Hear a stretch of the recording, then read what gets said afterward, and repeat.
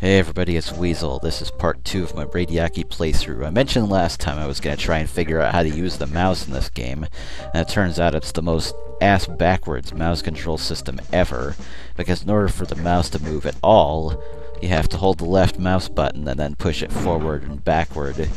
And instead of being, like, control your relative direction with every bit so much mouse movement, you move it to the side, and it basically acts like a virtual joystick with no spring. And then right mouse is your attack button, so it's basically useless. So I get to stick with the keyboard. So, this time I'm deciding to be a little bit more thorough, following that old maze tradition of hugging the left wall and going no place else.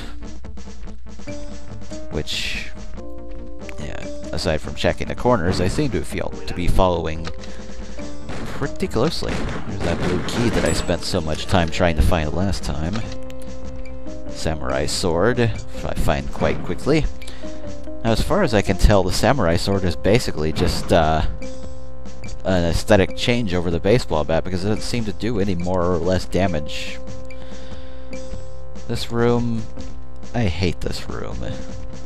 What you're about to see is probably the reason why people didn't like the Fortress of Dr. Radiaki when it came out. Because about 60 to 70% of this level here is nothing but a featureless maze. Now, I kind of touched on that in the last video, but I didn't really go into any of the maze areas because, well, by sheer luck, I happened to miss them. Now, outside of the video going black there for a second, I just killed a ninja and moved forward a little bit. I'm in caffeine mode at the moment, and now I'm not.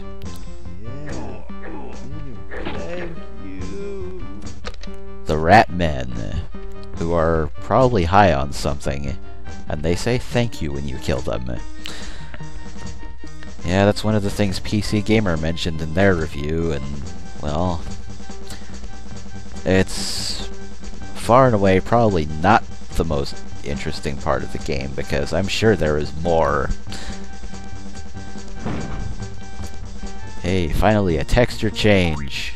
Unfortunately, it leads to a door who I don't have the key to. And so I get to navigate around this maze of lattice work and occasional bushes and stuff. Slashing rat men apart with my katana. Hugging the left wall as always, trying to find the gray key to go into that lock. Yes, the left side of the status bar, you'll notice there are actually 7 slots for keys. 6 of them are just the colored little omega symbols. The 7th one is for a passcode. That was kind of shown on the last video too. I guess in the immortal words of Raukau, the last video was really kind of a demo. Yeah, that was totally a demo. Here's something I missed the last time, is that there's actually doors in those. The only way to tell is that they've got an X over them. Like a crosswork of bamboo over the top of them or something. It's not easy to see from a distance. The map is ever so helpful, and Lord knows why I insist on using it all the time. It's like, if you want to get any kind of use out of the map, you have to turn it on like every 10 seconds or so, because it's very difficult to judge distances with it. At least that's what I got out of it. Now that I've got the gray key, here's me trying and failing to find my way around it. Now, I'm not sure if it's Sony Vegas or what's going on here, but for some reason, occasionally when I look at the map, nothing displays. It was fine when I was playing it. And I should probably note for posterity that this commentary is being recorded after the fact, because, well, when I was playing this earlier, I just couldn't be arsed to fire up my recording rig while I was playing. Plus, it's quite a pain to synchronize it with the game afterwards in Vegas. I don't actually live in Vegas. This is just me mentioning the name of my video editing software of choice. Which, yeah, Sony Vegas Movie Studio Platinum 9.0. Long-ass name for a piece of software that probably costs more than I'll make in a year at this rate. Yes, the map's still helpful as always. The only indication of which direction you're facing on the map is a tiny little red dot in a random direction around your rather large yellow dot. So you best be looking very, very closely.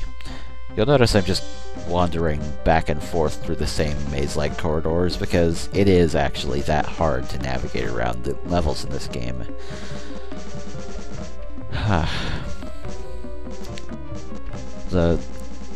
I've got more videos of this that I recorded ahead of time. It's like the next 2 parts you're going to be seeing are pre-recorded footage with commentary added later. But I'm probably going to have to figure out how to do Raukau-style chipmunk mode or something. Well, no, I don't need chipmunk. I can just cut out the footage of me randomly wandering around the same maze for 5 minutes. Yeah, eat that, rat guy. The game offers you no shortage of pistol ammo. At first I was thinking, man, when am I ever going to use all this pistol ammo? Until in a later level I found a Tommy gun that takes the same ammo. Which, me being a gun nut, leads me to believe that the weapon I'm using is probably a Colt 45 or something. Albeit a rather crudely rendered one. There's no freaking sights on it. That, I'm assuming, is some kind of battery. But for what, I have no idea. It just added 10 to the 4th ammo type there on the status bar, and yeah. Another problem with this game is that it tends to be rather difficult to see passages that lead to the side in your exploits. So I often find myself checking the map just to see that if I didn't accidentally miss one somewhere. So I end up going through the same mazes over and over, trying to fill in the blanks by walking across every space of ground in the game. Somehow I can just imagine this being the kind of game in which developers would code in an achievement for checked the map more than 50 times in one level. And they would give you no points for it because they're assholes. Sometimes I have to wonder if the people that make Xbox 360 achievements are being sarcastic when they give them to you. Because, I mean, you get things like, you see games like Gears of War with Seriously, in which you have to kill like 10,000 some multiplayer opponents, which nobody's ever going to get done in one lifetime, unless they do absolutely nothing but play Gears of War. And then on the other hand, you've got games like The Simpsons for 360, which gives you 5 points for pressing start on the title screen. I can't help but wonder if they were being sincere or not. For some reason, I find it hard to shoot those Fidel Castros behind the partition walls, unless I'm up next to the barrier that they're hiding behind. There's the passcode that I was looking for. Baseball bat, my weapon of choice. Insert Fatboy Slim music here, even though I hate Fatboy Slim. Yeah, I said it. Alright, so pistol ammo, another switch.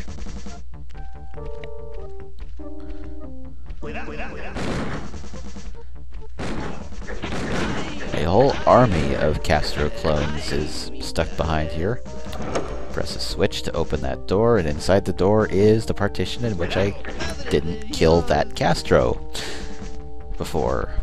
I mean, I obviously killed him now. Hit that switch, which opens the door from behind. That's probably what killed me last time, was me backing into a Castro clone. You know, I wonder if their high-pitched voices are due to some castration. The castrated Castro. There's a thought. Well, that's the end of the garden level, so see you later, guys.